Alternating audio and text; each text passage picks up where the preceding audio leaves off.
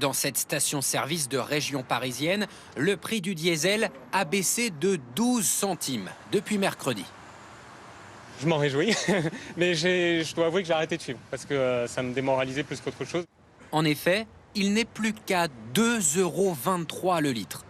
4 jours après le début du cessez-le-feu au Moyen-Orient, en milieu de semaine, ça y est, les prix des carburants commencent tout juste à baisser en France.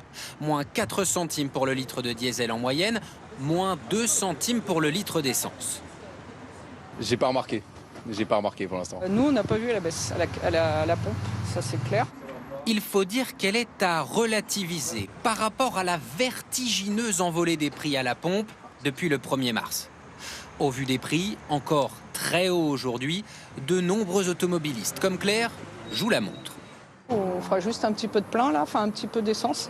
On fera le plein, on va attendre, ça va nous faire tenir un petit peu. D'autant que toutes les stations-service n'ont pas encore baissé leur prix, loin de là. Sur cette carte, en vert, les prix baissent, en orange, ils stagnent et en rouge, ils continuent de grimper. En gros, la moitié a baissé ses prix, un tiers n'a pas bougé, et puis les petits 15% qui restent, elles, ont augmenté. Comment expliquer de tels écarts d'une station à l'autre ? Les stations de supermarché où les prix étaient restés assez hauts, là ça baisse assez vite. Il y a certaines stations qui baissent par exemple le gazole de 10 à 15 centimes aujourd'hui. Et par contre, dans d'autres réseaux comme le réseau Total Énergie, qui lui plafonnait ses prix, il n'y a pas de baisse comme ils étaient déjà au plus bas. L'éclaircie des prix à la pompe va-t-elle se poursuivre dans les prochains jours ?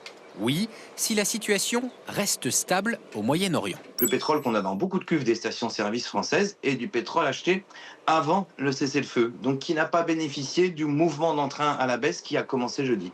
Une chose est sûre, les prix sont montés bien plus vite qu'ils ne descendent. Y aurait-il des abus de la part de certains distributeurs ? L'État assure que non et dit mener des contrôles directement dans les stations.